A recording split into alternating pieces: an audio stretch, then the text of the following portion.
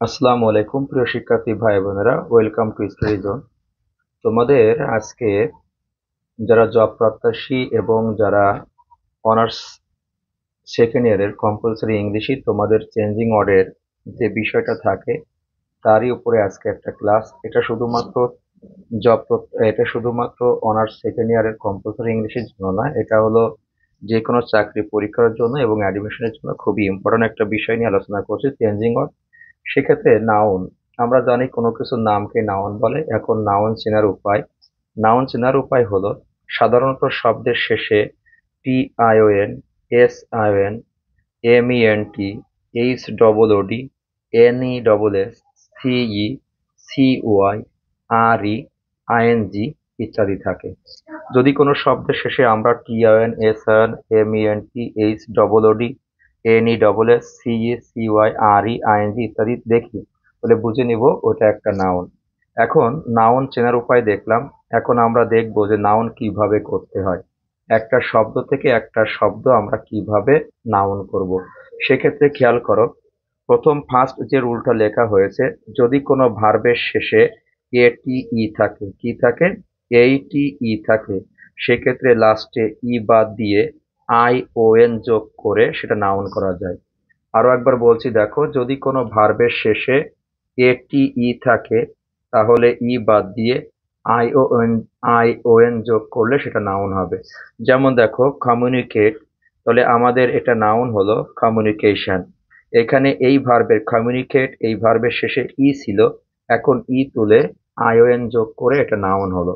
আরো এক্সাম্পল দেখো, ক্রিয়েট, দেখো এই ভার্বের শেষের বর্ণ হলো ATE, এখন এই ই থাকার কারণে আমরা ই বাদ দিয়ে আইওএন যোগ করে এটা নাউন করেছি।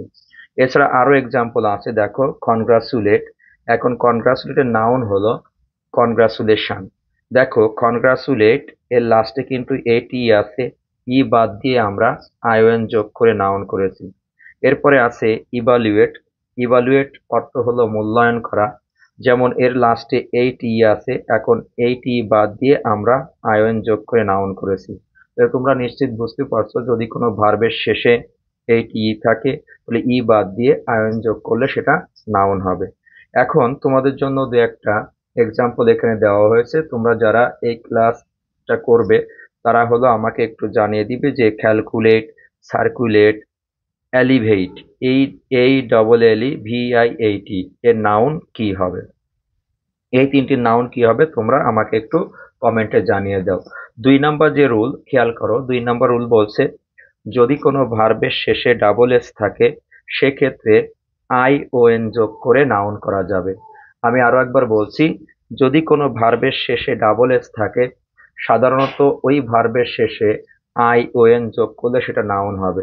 তাহলে যদি কোনো ভার্বের পাশে তোমার লিখে দেয় ওই ভার্বের শেষে ডাবল এস আছে, ওইটাকে যদি তোমার নাউন করতে বলে তাহলে তুমি তখন ION যোগ করলে সেটা নাউন হবে।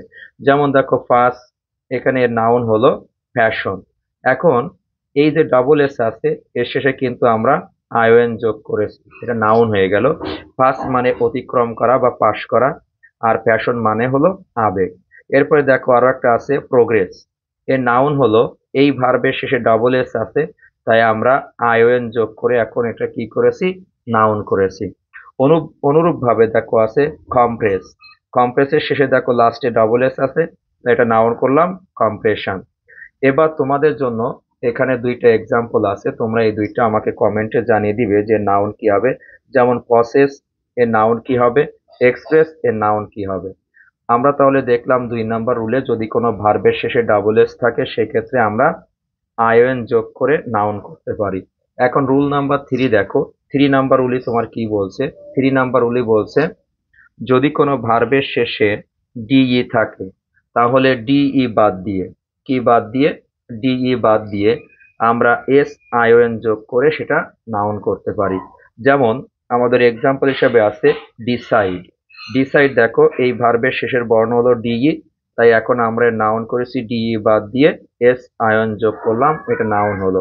অনুরূপ ভাবে দেখো প্রোভাইড, এর ভার্বের শেষের বর্ণ আছে DE, এটা আমরা নাউন করেছি প্রোভাইশন, DE বাদ দিয়ে আমরা SION যোগ করে এটা নাউন করলাম, কি করলাম, প্রোভাইশন। এরপরে দেখো আছে ডিভাইড, এর নাউন হলো ডিভিশন। এই যে লাস্টে ডিই আছে, এই ডিই বাদ দিয়ে এস এন যোগ করে এটা আমরা নাউন করলাম। আশা করি তোমরা 3 নাম্বার রুলটা বুঝতে পারছো। তো তোমরা এই 3 নাম্বার রুলটা পর্যন্ত একটু দেখো।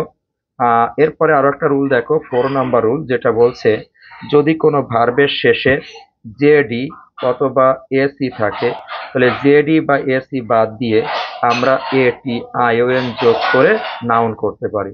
যেমন রিয়ালাইজ, রিয়ালাইজেশন। অর্গানাইজ, এই যে দেখো এসি আছে, এখানে জেডি আছে, জেডি বাদ দিয়ে এটি আয়ন যোগ করে আমরা কিন্তু নাউন করলাম। যেমন অর্গানাইজ, এই ভার্বের শেষে আছে এসি, এখন এই এসি বাদ দিয়ে আমরা এটি আয়ন যোগ করে নাউন করলাম। অনুরূপ ভাবে দাসে খেয়াল করো, সিভিলাইজ, এর লাস্টে জেডি আছে, এর নাউন হলো এই জেডি বাদ দিয়ে আমরা এটা যোগ করলাম কি এইটি আয়ন, তাহলে সিভিলাইজের নাউন হলো সিভিলাইজেশন।